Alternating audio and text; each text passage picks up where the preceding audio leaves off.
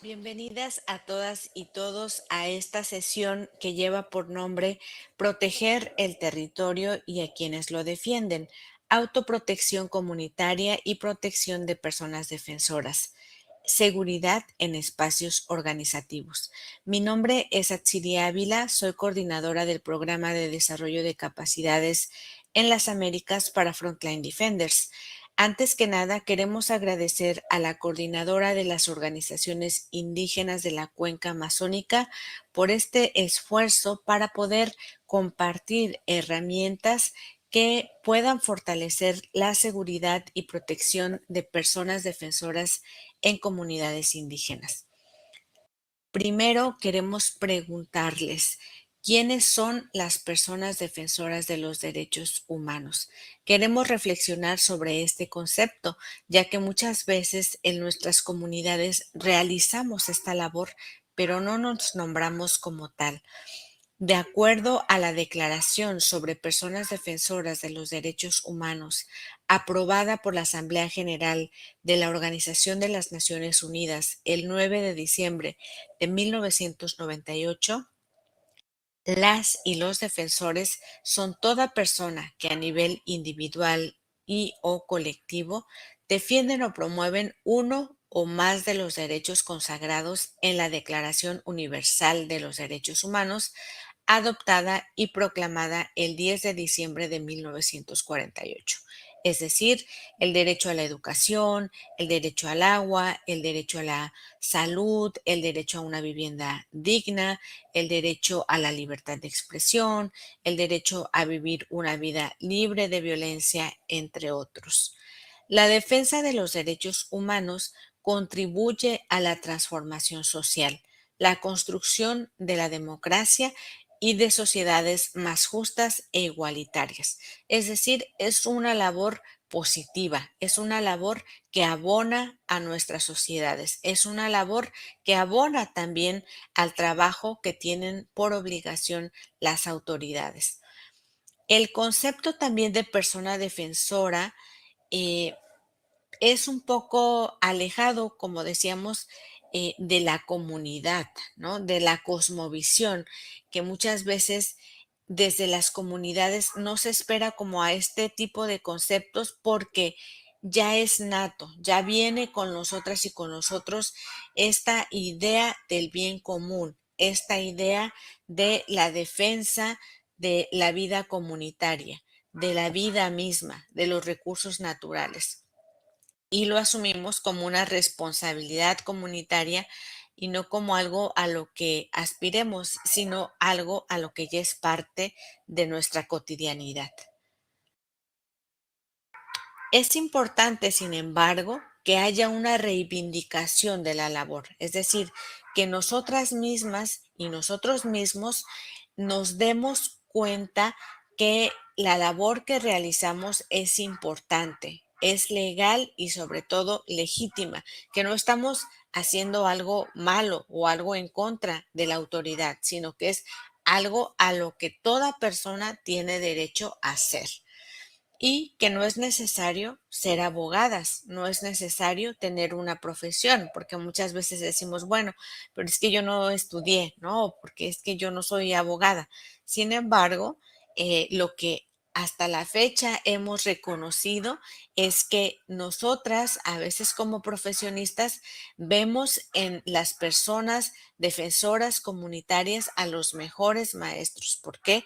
Porque por décadas han defendido y han conservado los recursos naturales, la lengua, el territorio que estaba aquí antes de que los estados se construyeran.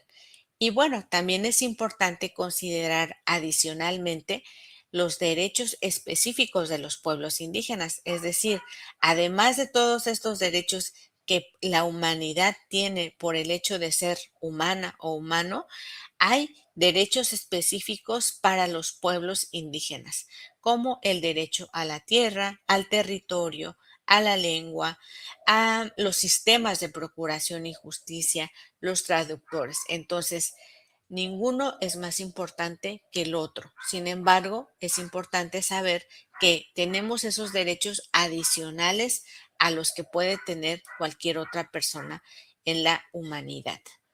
Por otro lado, vamos a ver que lamentablemente, aunque nuestra labor es legal y es legítima y la mayoría de las veces es pacífica, hay factores que pues van en contra de nosotros, ¿no? O este activismo, esta actividad no les gusta a ciertos actores, como pueden ser autoridades, muchas veces empresas, grupos incluso, ¿no? De la delincuencia organizada. Y eso hace que nuestra labor vaya lamentablemente de la mano con el riesgo. Entonces, hay factores que pueden influir para que la materialización de una agresión en contra de las personas defensoras se lleve a cabo. Algunos ejemplos son la identidad, ¿no? Como la identidad de género, la identidad de, como decíamos, si es de una población indígena, si es afrodescendiente, etcétera. Las actividades que realiza. Hay personas defensoras que realizan actividades de promoción, divulgación, campañas de información, pero hay otras personas defensoras que realizan incluso acciones legales, ¿no? En contra de autoridades, en contra del Estado, en contra de empresas, etcétera, y eso incrementa el riesgo. La ubicación geográfica en la que se ubica la persona defensora es diferente si se ubica en una ciudad a si se ubica en un lugar remoto, ¿no? Donde la ayuda pueda ser más tardía o donde el acceso a las autoridades pueda ser más lejano, ¿no? Conocemos casos que tienen que caminar horas para poder llegar hasta la autoridad más cercana. También el perfil de la persona defensora, si es un líder, si es vocero o si lleva otro perfil más bajo, ¿no? A veces, entre más alto sea el perfil, puede ser un flanco de ataque, pero también muchas veces de la manera en que vayamos generando nuestras acciones o medidas puede inhibir, ¿no? Porque el costo político de agredir a un líder comunitario puede ser muy alto. También el grado de impunidad en el lugar en el que habita la persona defensora, es decir, si hay una impunidad pues con un alto grado, ¿no? Es un mensaje también de decir que pueden suceder las agresiones en contra de las personas defensoras y nada va a suceder. Entonces, eso es un aliciente para que otros actores puedan continuar agrediendo a las personas defensoras. Aquí vamos a compartirles algunos ejemplos de agresiones y esto no es para atemorizarnos, sino también para identificar las agresiones, para nombrarles y también para ir generando medidas de prevención o medidas de reacción en caso de que esto suceda. Un ejemplo es la estigmatización, refiriendo que están en contra del Estado, que están en contra del desarrollo, que son antirreligiosos, que son integrantes de grupos armados, traficantes o corruptos. Algunas de estas son etiquetas que ponen a las personas defensoras y que las divulgan en medios de comunicación, en redes sociales, en la propia comunidad.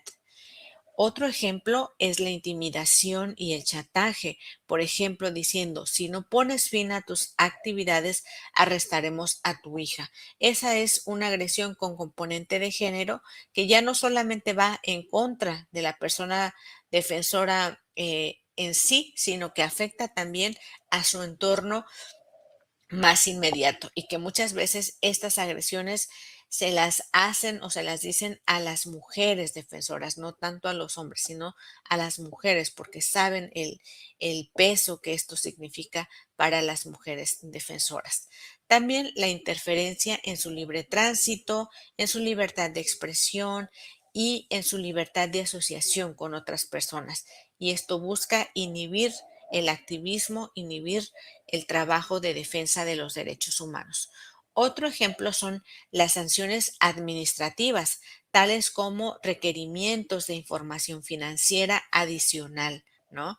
También la solicitud de demostrar la legalidad del software que utilizan en sus computadoras. Es decir, cualquier pretexto va a ser bueno para las autoridades para que puedan inhibir, parar, frenar, obstaculizar el activismo y en vez de que sigan haciendo su labor, pues dediquen las tareas, el tiempo, la energía, los pensamientos a estos requerimientos que pueden llegar por parte de las autoridades.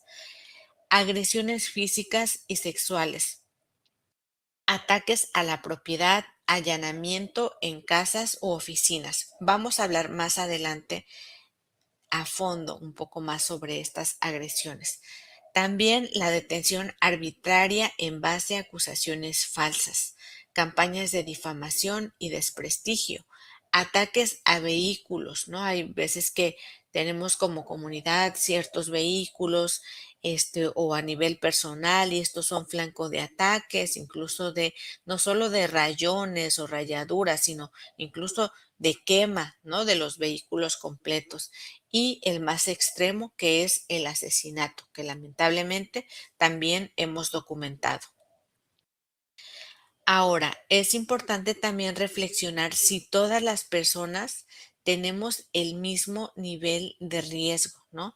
Y lo que hemos documentado es que en muchos países, las personas que tienen un mayor nivel de riesgo son aquellas que las personas que trabajan, como decíamos, en zonas rurales, ¿no? Con menos recursos, las personas que tienen pocos o menos aliados, las personas que no tienen relación con las instituciones.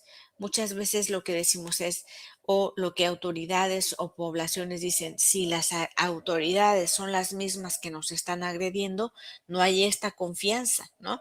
Pero esto también pues juega en contra porque al momento de tener que pedir auxilio, que pedir una llamada, ya no son las autoridades a las que podemos recurrir, sino que tenemos que generar otras medidas, otras redes de apoyo para poder salir de esas situaciones de emergencia.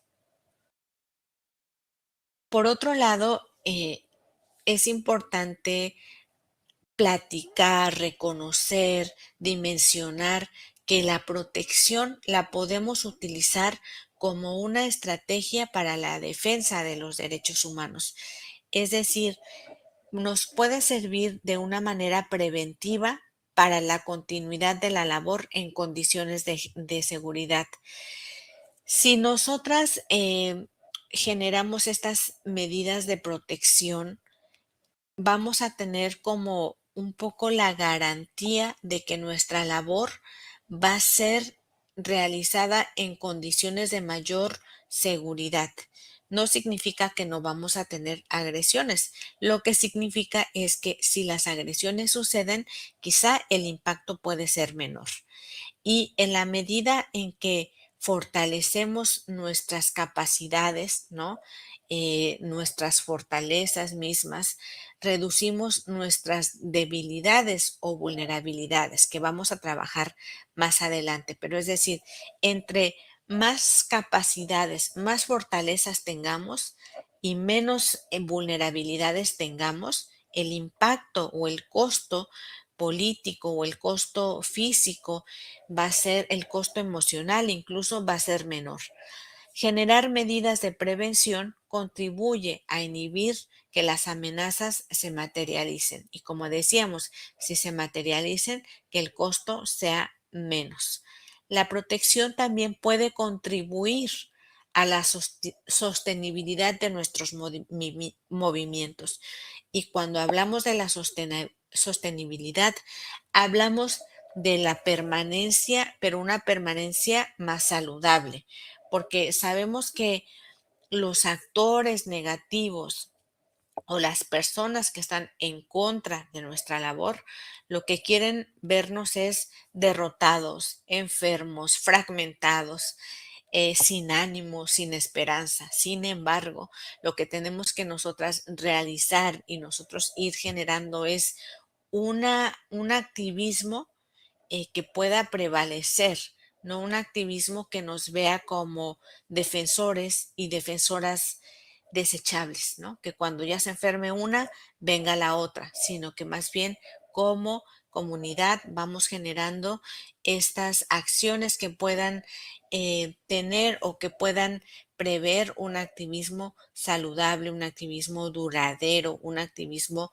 que con vida. Y bueno, para esto, uno de los elementos que hemos trabajado como Frontline Defenders, pero también como defensoras y defensores de los derechos humanos en la región y a nivel global, es la concepción de una protección integral que tiene tres elementos: la seguridad física, la seguridad digital y el bienestar. Estos tres elementos son como los más importantes. Puede haber otros elementos como la seguridad económica, eh, también la seguridad financiera. Vamos a hablar más adelante de estos elementos, pero los tres principales son estos: la seguridad física, que tiene que ver con que nuestras casas puedan tener una buena chapa, que tengan iluminación, que esté cercada, ¿no? Que nuestros animalitos puedan estar en un espacio seguro, que nuestra casa, a lo mejor si tenemos que entrar de manera rápida, podamos quitar el candado con facilidad o abrir la chapa, que no se atore la puerta, etcétera, ¿no? También engloba otros elementos como pueden ser las cámaras de seguridad o de vigilancia, también los sensores de movimiento para ver si algo o alguien está entrando, las mallas eléctricas, otro tipo de infraestructura que pueden irse adecuando de acuerdo a los contextos y necesidades. La seguridad digital, que tiene que ver no solo con que tengamos un teléfono celular que si tenemos una emergencia no se nos va a apagar, ¿no? O no se nos va a atorar o trabar ahí, ¿no? O que tengamos el saldo necesario, que tengamos la batería para hacer esa llamada, ¿no?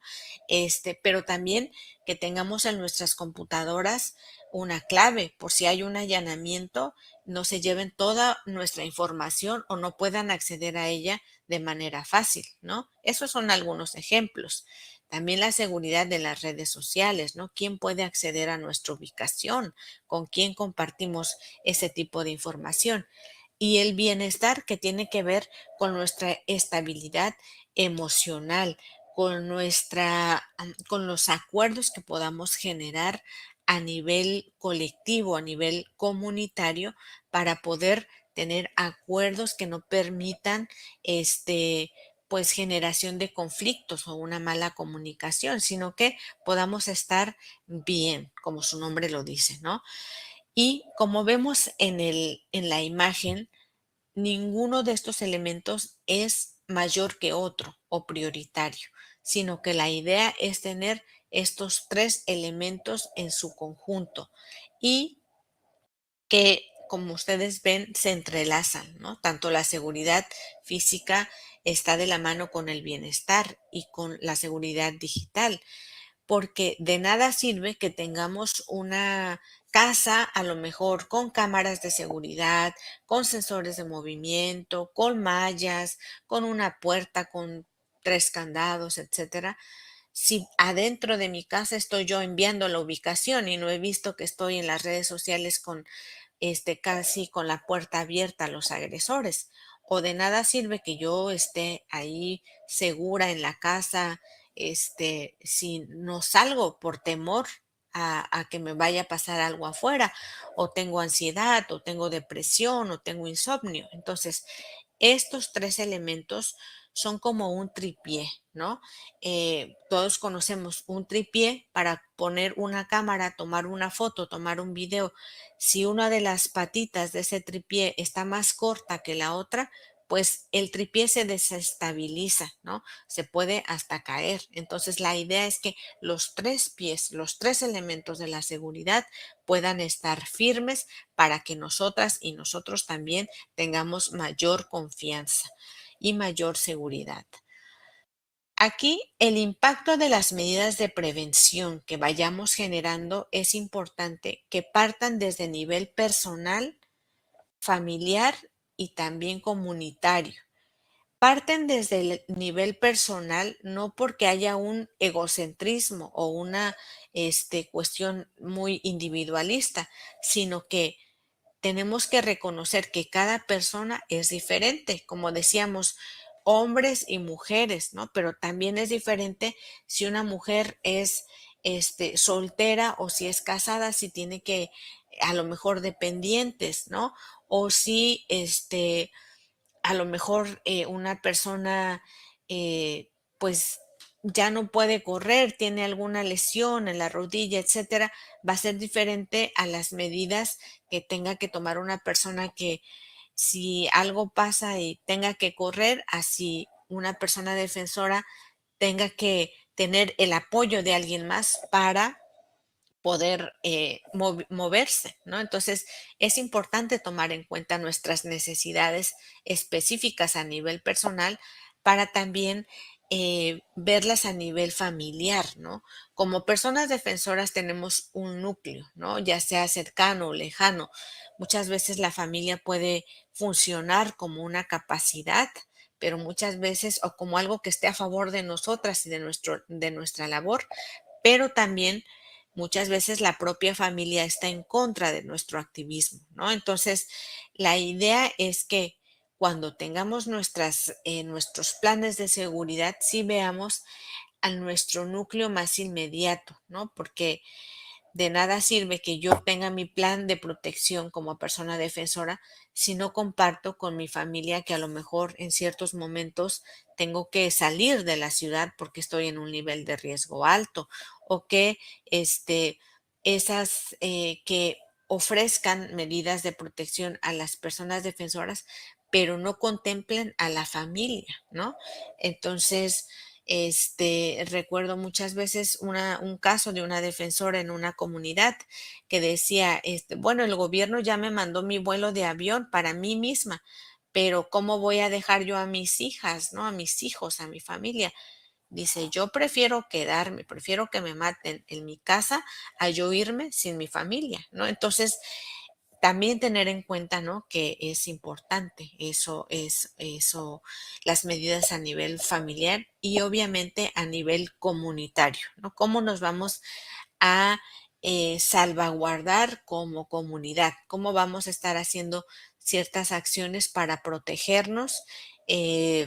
No solamente de autoridades, sino de empresas, de otros actores, crimen muchas veces organizado, lamentablemente, ¿no? Y bueno, como vemos en el diagrama, ¿no? En la imagen, hay medidas a nivel personal, a nivel familiar, a nivel comunitario y a nivel organizacional, pero todo pasa por una responsabilidad colectiva. Es decir, si yo como comunidad genero un acuerdo, ¿no? De que no vamos a salir, no sé, a ciertas horas ya de la noche, va a haber una responsabilidad colectiva, ¿no? O si, porque de nada sirve que a lo mejor generemos un grupo, ¿no? Por un canal de seguridad o una plataforma segura, si yo u otra persona está como compartiendo lo que yo estoy hablando en ese grupo por otros medios que no son seguros, ¿no? Entonces, la responsabilidad tiene que ser colectiva, ¿no? Porque es como una cadenita que se va hilando o un tejido, ¿no? Que vamos hilando de manera conjunta. Si uno falla, pues ya nos afecta a todo pues el telar, a todo el tejido.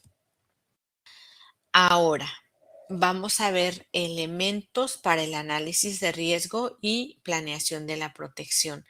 Estos elementos son parte de la metodología que hemos eh, generado y que hemos también documentado como Frontline Defenders, ¿no? Para hacer un análisis de riesgo y la planeación de la protección. Son los antecedentes y el contexto, la identificación de actores y construcción de alianzas, incidentes recientes, probabilidad e impacto, plan de protección, riesgos, vulnerabilidades o debilidades, capacidades, fortalezas, medidas de prevención y reacción. Todos esos son los temas que trabajamos a nivel individual o colectivo para ir generando planes de protección, planes de prevención, ¿no? Vamos a ir en las siguientes imágenes viendo cada uno de estos temas.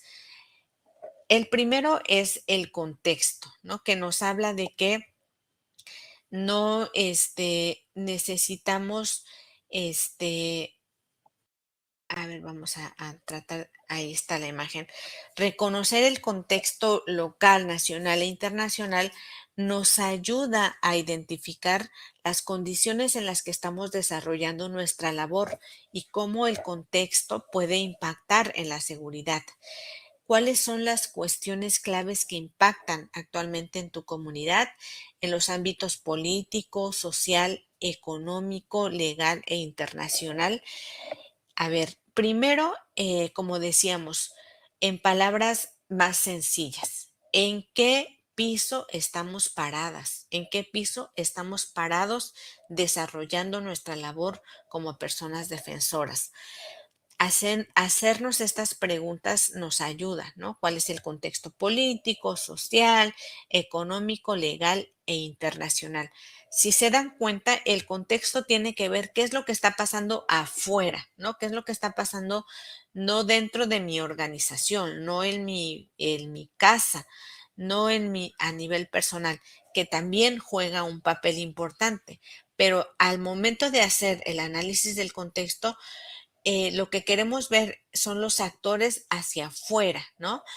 Tomando en cuenta siempre también cómo estamos, porque eso también juega un papel importante, ¿no? O sea, no es lo mismo que estemos desarrollando nuestra labor este, sin ninguna preocupación, así estamos desarrollándola con alguna enfermedad, con alguna situación problemática, con algunas necesidades, etcétera, ¿no? Entonces, es importante sí identificar el contexto hacia afuera, que es sobre dónde estamos paradas, pero también reconocer internamente cómo estamos desarrollando esa labor. Ahora, el segundo punto es la identificación de actores, que también tienen que ver con los actores que están externos, digamos, ¿no?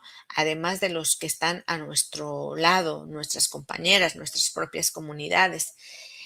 El análisis de actores nos sirve para tres cosas: para profundizar el conocimiento sobre aquellos que tienen intereses negativos o positivos relacionados a tu labor o seguridad, para reconocer el nivel de apoyo con el que se cuenta y para identificar si necesitas influir en ciertos actores para equilibrar fuerzas y fortalecer el apoyo a favor. Es decir, identificar quiénes pueden estar en contra de nuestra labor y quiénes pueden estar a favor, para que en cierto momento podamos recurrir a los que están a favor, pero también para ir generando medidas de protección y de prevención frente a los actores que están en nuestra contra, ¿no? También aquí, profundizando en el tema de los actores, lo que queremos ir reflejando un poco es cómo, por ejemplo, existen actores negativos, neutrales y actores a favor, ¿no? Los actores pueden ser organizaciones locales, pueden ser sindicatos, la iglesia, empresas, embajadas, medios de comunicación, etcétera. Y un ejercicio que nos ayuda mucho es colocar esta tablita y ver cuántos actores negativos hay, cuántos neutrales, los neutrales son también los que no están ni a favor ni en contra, o los que desconocemos cuál es la postura frente a nuestra labor, ¿no? Y los actores positivos son nuestras aliadas, nuestros aliados. Ahora, importante reconocer que los actores neutrales no van a tomar postura si no hay una acción de nuestra parte, ¿no? Digamos, una incidencia. hay medios de comunicación que están ahí, que existen, pero si no conocen de nuestra labor o si no conocen que estamos luchando frente a la minería o que estamos defendiendo el bosque de la tala o que estamos defendiendo el agua de este megaproyecto, de esta hidroeléctrica, no van a visibilizar esta lucha. Entonces, si nosotros y nosotras acudimos a este periodista o este medio de comunicación y le hacemos saber que con este megaproyecto va a haber, no sé, afectaciones, desplazamientos, se van a morir los peces, ¿no? Que ya no va a haber más pesca, que es la economía, que lo que genera la economía local, etcétera, no van a conocerlo. Pero si nosotras vamos, tocamos esa puerta, incidimos, muy probablemente ese actor de neutral pueda pasar a positivos. La idea es que tengamos una gran cantidad de actores positivos, reconociendo que muchas veces los actores negativos tienen mucho poder, ¿no? Pueden tener recursos políticos, recursos económicos y recursos humanos, ¿no? Nos ha tocado que muchas veces los actores negativos pueden ser el presidente de la República o la presidenta de la República y frente a ese actor, digamos, nos quedamos muy descobijadas y muy descobijados, ¿no? Porque pues prácticamente es como estar peleando como con un gran enemigo, ¿no? Sin embargo, generar esta red de alianzas nos ayuda a que podamos también ir inhibiendo las acciones en contra de nuestra labor por parte de los actores negativos. Ahora, es importante también reconocer en qué momento es más probable que puedan suceder agresiones contra las personas defensoras. No todo el momento es el mismo, ¿no? Hay momentos en los que el nivel de riesgo puede subir, ¿no? Hay momentos en los que las agresiones pueden suceder con mayor facilidad. Por ejemplo, antes o durante elecciones en nuestra comunidad, en la municipalidad, a nivel nacional incluso en contextos de conflicto socioambiental, ¿no? Cuando sabemos que hay ya cierto conflicto, cierto terreno, ¿no? En el que se puede presentar estas agresiones. También durante paros, marchas, mítines, ¿no? Ahí lo que pasa es que aprovechan, ¿no? Los actores para decir, bueno, hay mucha gente, ¿no?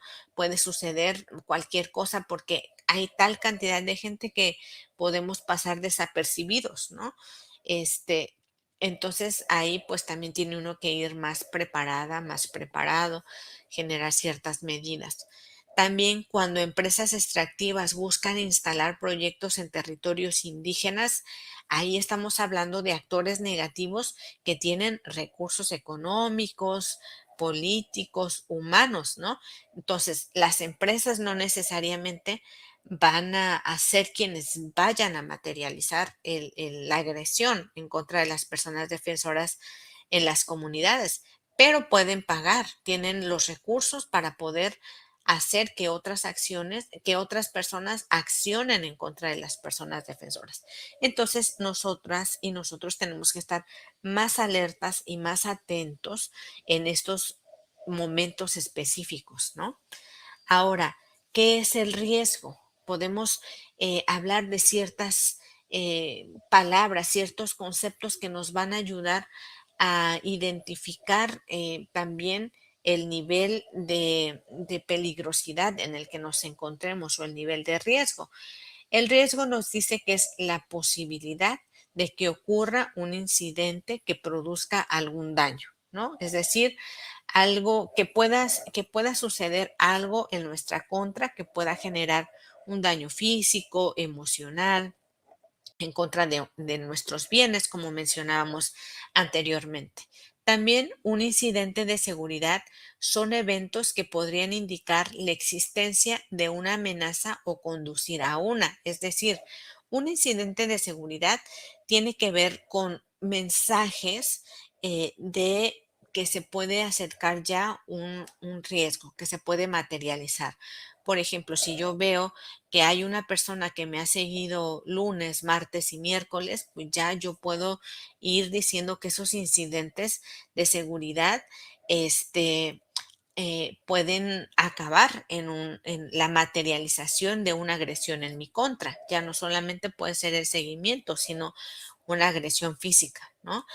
Entonces es importante como estar alertas, ¿no? De lo que está sucediendo a nuestro alrededor. ¿Por qué? Porque no somos una persona, común o, sino que nuestra labor implica también como tocar intereses económicos, políticos, de ciertas personas o de ciertas empresas, ya sea nacionales e internacionales, y que esos intereses que se ven tocados, pues también pueden generar que haya agresiones en nuestra contra, ¿no?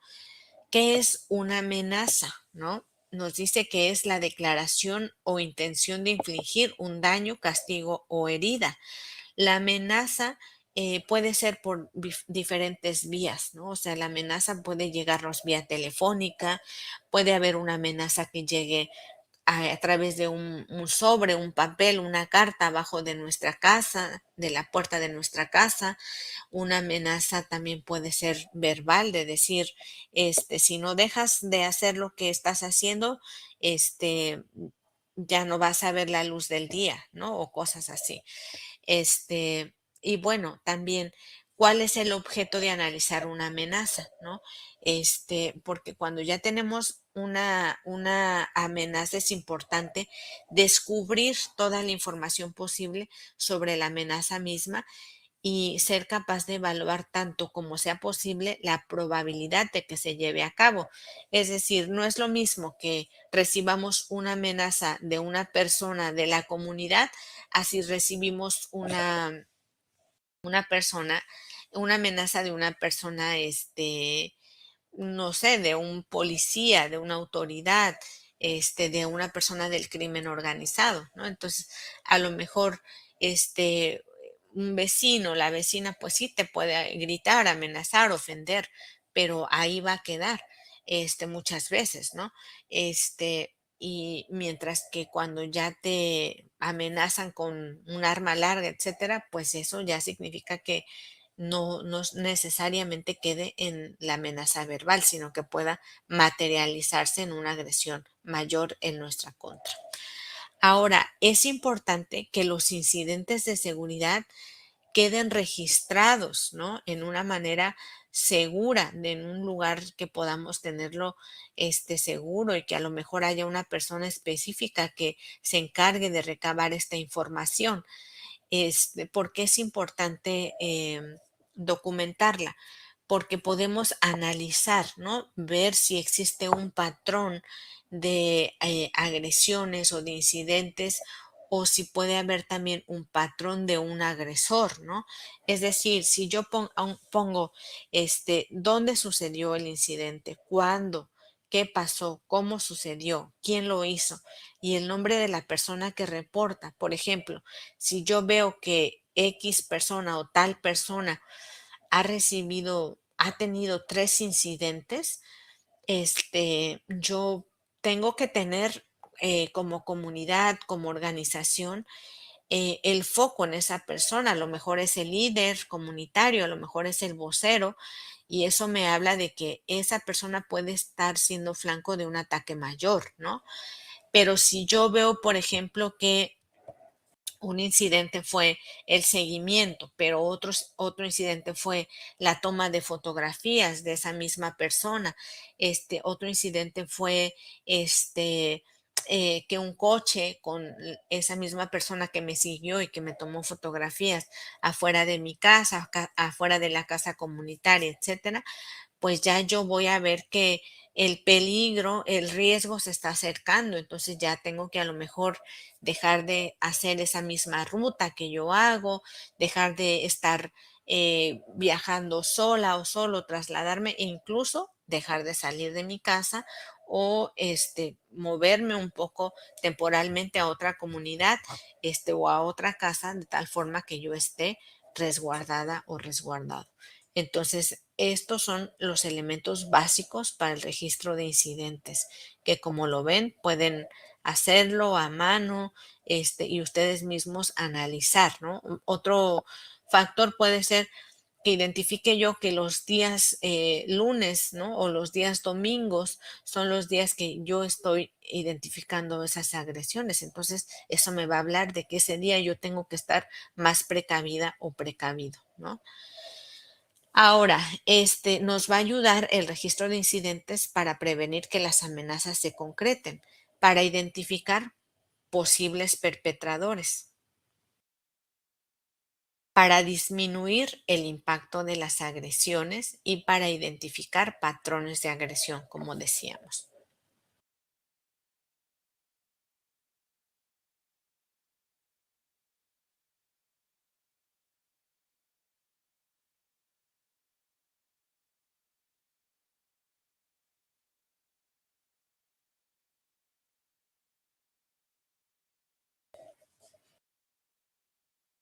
El análisis de los incidentes también nos puede ayudar a identificar el nivel de riesgo en el que nos encontremos. Es decir, si podemos poner este ejemplo del semáforo, ¿no? En luz verde, ¿no? Está como todo normal, no hay ninguna incidente, hemos estado sin ninguna riesgo, digamos, ¿no? Cuando tenemos ya el nivel amarillo nos habla de un nivel medio, ¿no? De un riesgo medio, donde existe el aumento del riesgo y surge la necesidad de tomar precauciones especiales. Por ejemplo, no viajar sola, viajar con luz de día, se lleva y se trae a los niños de la escuela, se contrata un traslado seguro, etcétera. Y ya cuando estamos en un nivel de riesgo alto, en un nivel rojo, implica tomar acciones urgentes, por ejemplo, reubicar a la familia, ir a un lugar preasignado, no salir, etcétera. Ahora, algo interesante aquí es que con el fin de reducir el riesgo, debe de haber una de estas tres posibilidades. Es decir, algo de estos tres elementos tiene que suceder para que haya la reducción del nivel de riesgo. Se disminuyen las amenazas, ¿no? Que eso no está, digamos, en nuestro control porque cualquier persona puede, digamos, llegar y amenazar o generar esa amenaza, pero lo que sí está en nuestras manos es la reducción de vulnerabilidades. Y la reducción de vulnerabilidades tiene que ver con reducir nuestras debilidades, ¿no? O lo que hace, lo que está en nuestra contra, que puede ayudar a que se materialice el riesgo. Por ejemplo, una vulnerabilidad puede ser que mi casa permanece abierta, la puerta, ¿no? Entonces, para cada vulnerabilidad, ahí la estrategia es que debemos encontrar una capacidad, ¿no? O una medida a tomar que convierta esa vulnerabilidad en capacidad. Entonces, si yo dejo la puerta abierta, mi capacidad o mi medida a tomar va a ser en tiempos de riesgo, ¿no? Cuando estamos en el amarillo, a lo mejor, ya desde el amarillo empezar a cerrar la puerta, tener una chapa segura, asegurarme, ¿no? Este, y esa capacidad, digamos, esa vulnerabilidad se va a convertir en una capacidad. Entonces, también cuando aumentan las capacidades, disminuyen las vulnerabilidades, ¿no? Entonces, estas dos factores que están en nuestras manos, podemos empezar a tomar acción. Ahora, vamos a compartir seguridad en espacios organizativos. Aquí son algunas reflexiones que hemos identificado, ¿no? Por ejemplo, los contactos de emergencia. Ustedes cuentan con una lista actualizada y a la mano, es decir, que yo si sucede algo sé dónde voy a tomar esa lista con números telefónicos y domicilios de personas aliadas, doctoras, doctores, terapeutas, sanadoras, sanadores, salas de emergencia en hospitales, policía, bomberos o ambulancias. A lo mejor yo no confío en el, o está muy lejos el hospital, pero yo sé que hay un médico o una sanadora aquí cerca, entonces ya ubico más o menos su teléfono, ya he platicado con ella de decirle, pues si hay una emergencia, te pido que me atiendas y yo voy a venir aquí contigo en caso de alguna emergencia. Es importante que tengamos esos diálogos previos. ¿Revisan periódicamente la infraestructura, en qué estado se encuentran y cómo funcionan los accesos, puertas, chapas, ventanas, paredes, techos, así como la iluminación exterior, alarmas, mirillas, ¿no? Las cámaras de seguridad, porteros eléctricos y también las infraestructuras digitales como el internet, las computadoras, los celulares? Es decir, antes de que algo ya suceda, nosotras tendremos que revisar que si yo voy a entrar rápido, como decíamos, mi chapa abra, ¿no? Que no se atore la puerta, porque eso va a ser una vulnerabilidad, ¿no? Entonces yo ahí pierdo segundos que pueden ser vitales, ¿no? Entonces hay que ir revisando previamente cómo está el funcionamiento en nuestras casas comunitarias, en los espacios en los que regularmente estemos. Las llaves están guardadas en un lugar seguro. Hay una persona designada con la responsabilidad en el control de llaves y copias. Las copias de las llaves funcionan bien. Son preguntas que tenemos que hacernos y acciones también. Lo estratégico es que no todo mundo tenga llaves este, pues de nuestra casa, obviamente quienes habitamos, ¿no? Pero de los espacios comunitarios, a lo mejor tener 2 personas, ¿no? Máximo 3 que tengan llaves, porque así hay un control mayor, ¿no? De no todo mundo entra y sale, ¿no? Sino que hay ciertas personas que tengan el control. Y en caso de que se pierdan las llaves, ¿no? Si alguien de esas 2 personas perdió las llaves, sacar una copia, cambiar la chapa primero y sacar copia para quien vaya a tener y asegurarnos de que sirvan, ¿no? Porque a lo mejor sacamos la copia, pero no nos fijamos si sirvió o no, y a la mera hora que tengamos que utilizarlo, pues no nos va a funcionar, ¿no? ¿Hay un lugar seguro en donde puedan resguardarse en caso de un ataque? Los lugares seguros, tienen, digamos, la función de permitirnos ganar tiempo. Regularmente pueden ser hacia el fondo de la construcción de la casa o hacia lo más alto, ¿no?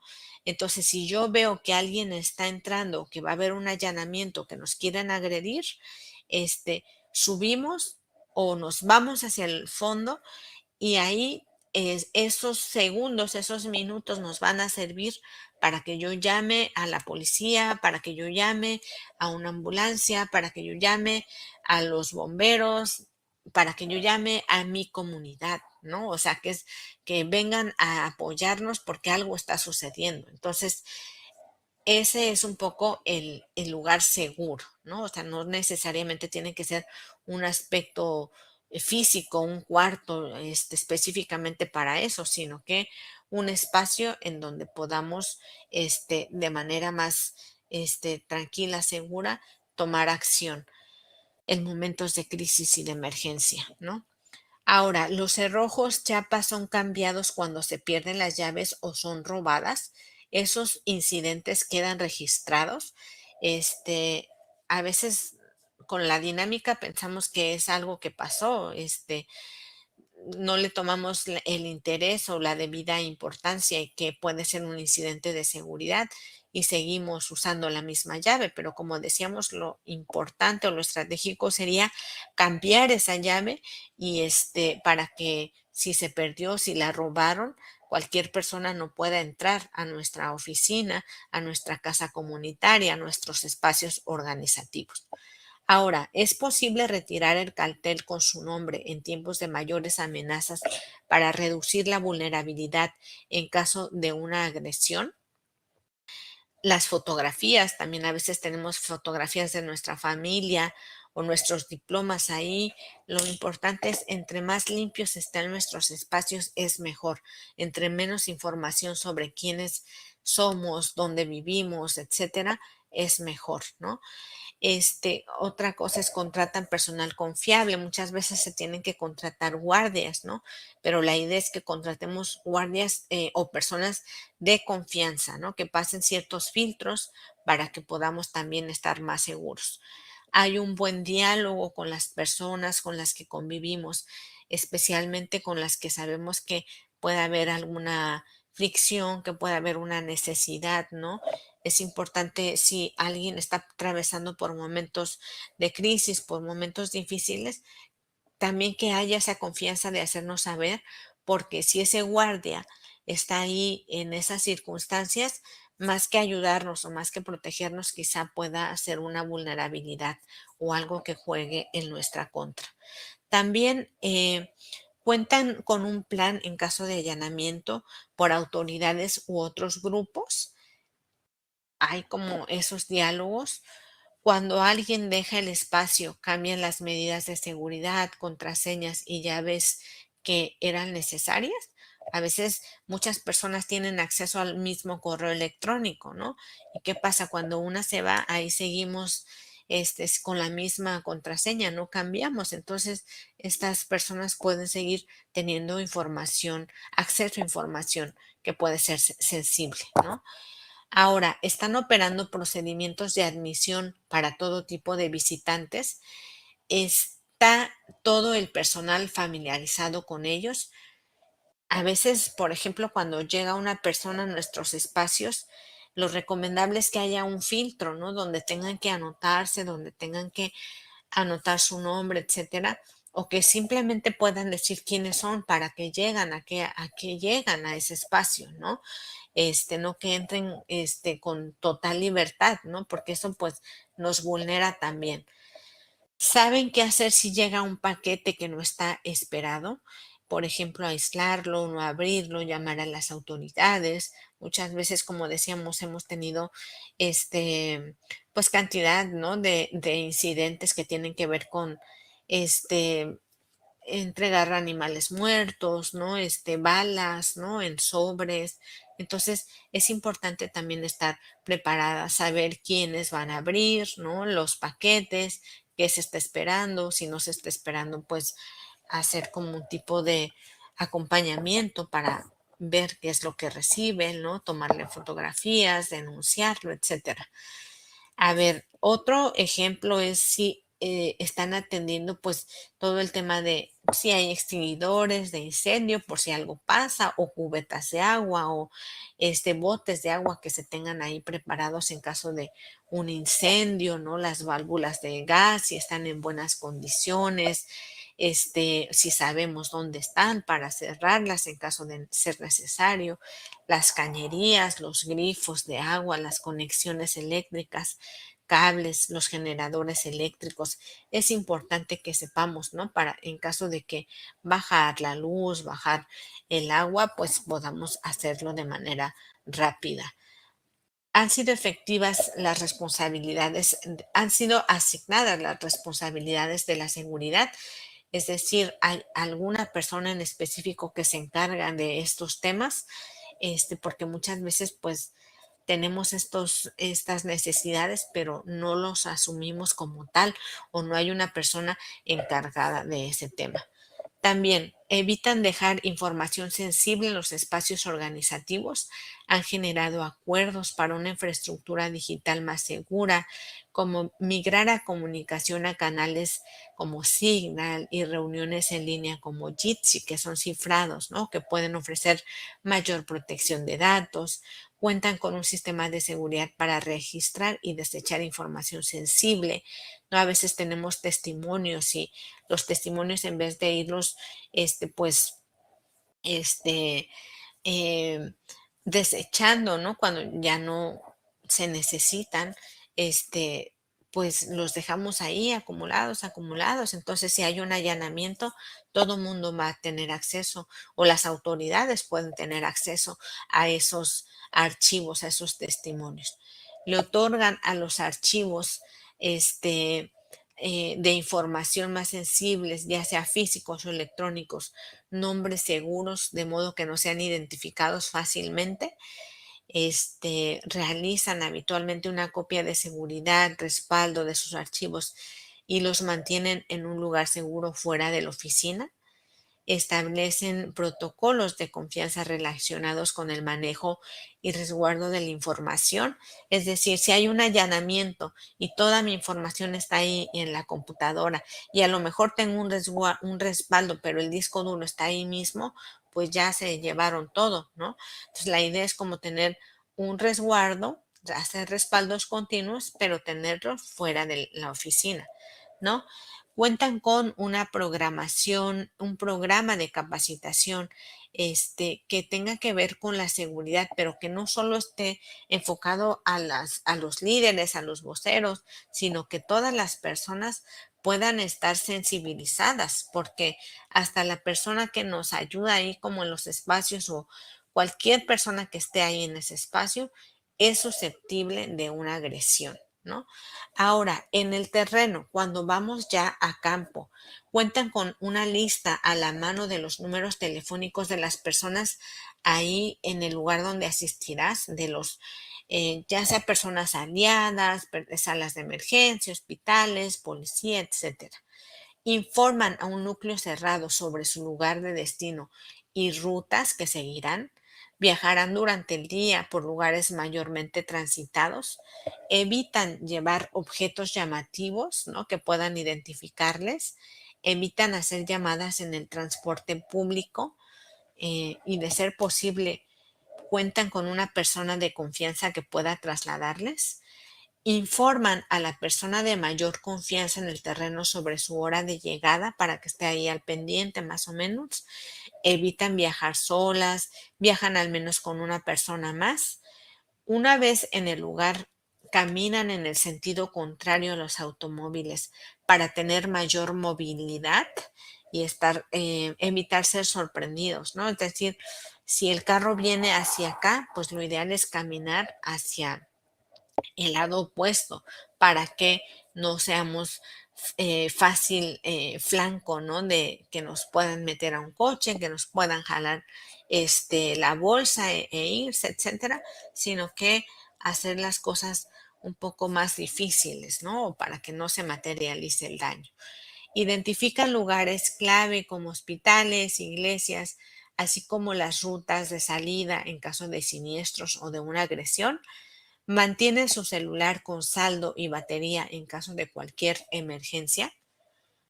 Ahora, antes del viaje identifican los índices delictivos de la zona, mantienen atentos de si alguien les sigue, ya sea en un auto o caminando.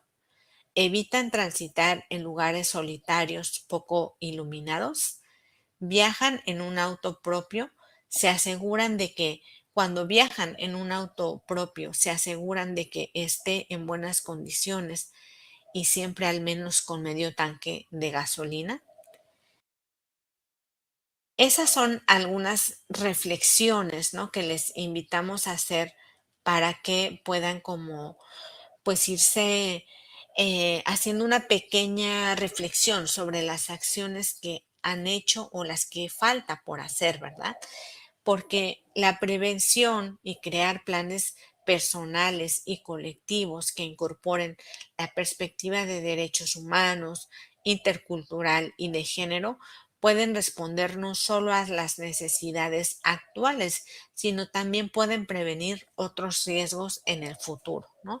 Es decir, a partir de las experiencias que ya hemos tenido, podemos generar otras medidas de prevención y medidas de reacción que nos ayuden a disminuir los impactos negativos en nuestras organizaciones, a nivel personal, a nivel familiar, como veíamos inicialmente.